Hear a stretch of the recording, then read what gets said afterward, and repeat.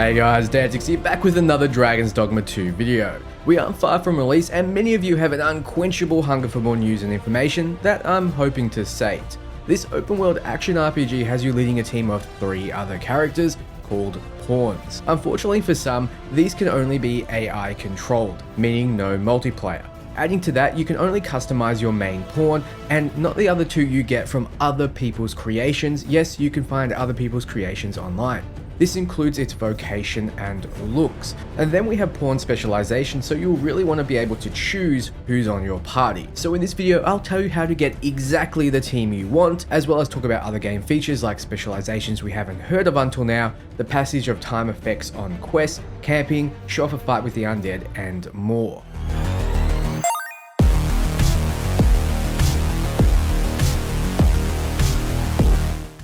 So I'll start off with this. We've now heard of new specializations that pawns can have that make them valuable on any team. We've already seen Woodland Wordsmith, which lets you speak to elvish NPCs when they don't speak the basic tongue via your pawn translating. We've also seen that there is another pawn that can function as a shop without you having to return to town. A great way to keep you from becoming over encumbered, but we've also heard of one that marks upgrade materials on the map, making so hunting for something in particular becomes a lot easier.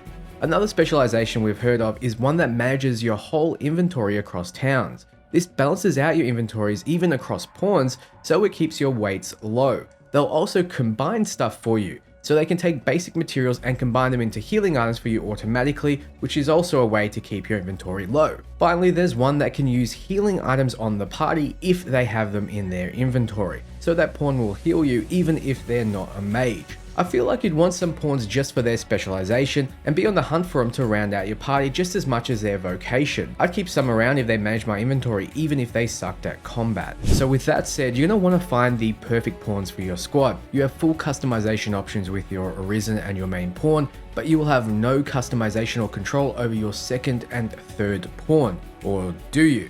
You see, you can search for pawns in Riftstones. By entering specific pawn IDs, you can find ones that other players have made. You can also filter by the type you're looking for, but you can't filter by specific looks. If there is something specific that you want, I'll have you covered. Jump into my Discord, you can find the link below, and find the section for DD2 Pawn ID. Upload a screen grab of your pawn, then edit in your pawn ID when you get the full game. Or look at the other already uploaded ones to find the perfect pawn for you. In the game, your pawns can collect thumbs up and hearts, and this will help you gather a lot of them. You can also talk in the Dragon's Dogma 2 chat about specific things you've found or need to find. So jump in and start talking to other like-minded individuals. Having a community around you will improve many people's experiences. That being said, let's talk a bit about the passage of time. Many journalists got to play the game and were approached about a missing boy. Morris here asks you about Rog, a missing boy, and you can offer to help. You find out quickly that he was dragged off by wolves, but that's all the information you're given. If you set it as your main quest, it'll tell you to ask around town. You see here that it says quests are affected by the passage of time and will progress even without the Arisen's involvement. Taking on multiple quests at once comes with the risk of being unable to act in time, and this can result in unintended consequences. Try to bear the factor of time in mind when managing your current quests or taking on new ones. It's unclear that if you avoid accepting the quest, if it will still set off a quest timer, therefore failing you.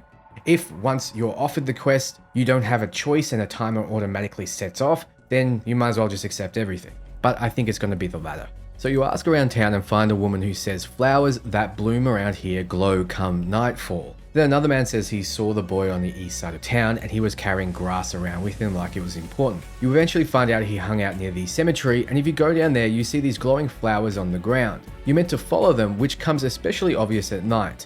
The kid has clearly left a breadcrumb trail for you to follow. It gets really dark in this game, as shown here it's not even fully night yet. So you'll need ways to see in the dark if you're exploring at night. Vocations like the Magic Archer have skills to help with that. So you follow the flowers into a cave where you find the boy and the wolves. He then follows you and you have to go back to town with him safely. Now other people have played this mission and found only petals there where he was meant to be. The quest just completes for them at that point, and they have to accept the brutal reality that they let a kid get eaten because they had to camp overnight instead of braving the dark. This is an example of how Dragon's Dogma 2 will immerse you into the world by removing the vice grip that some devs have on your hand. So here we see that bar of green health is missing. As you know, when taking damage you lose a portion of your max health, which is only recovered by resting. You do this in an inn or by using camping kits. You can use your camping kits to set up at specific camp spots. It looks like better kits will provide better protection against random chances that monsters attack you while resting. Well, the grass pattern one at least provides some kind of camouflage. Maybe the other kits provide different effects. Also, cooking will provide benefits, with Age Skag of Beast providing 4 increases to strength, defense, stamina, and recovery, and dried meat only giving 3 to strength, defense, and stamina. So you might want to cook something nice if you know you'll be facing some hard enemies. You can talk to your pawns in the camp as well. You'll have the option of Matters of Import and Small Talk.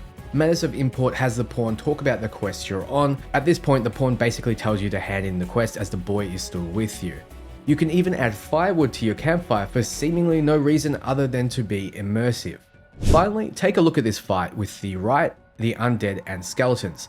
The Right doesn't seem crazy strong, but it does have different tricks than we've seen before, and it flies, so it's hard to get hits on it.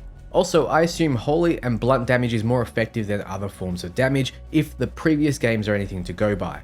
Enough damage does knock it to the ground as you'd expect, but it doesn't seem like you can climb the beast like you could large ones, which is for obvious reasons. So that's everything. I wanted to keep it brief. If you want to join the community, be sure to follow my Discord link in the description below. Also, like this video so it gets shown to others and further expands the amount of people contributing to the designs, hints, and tips. I'll be putting out tons of guides to this game as soon as it drops day 1, so for everything Dragon's Dogma 2 and RPGs, you're in the right place. Ciao friends.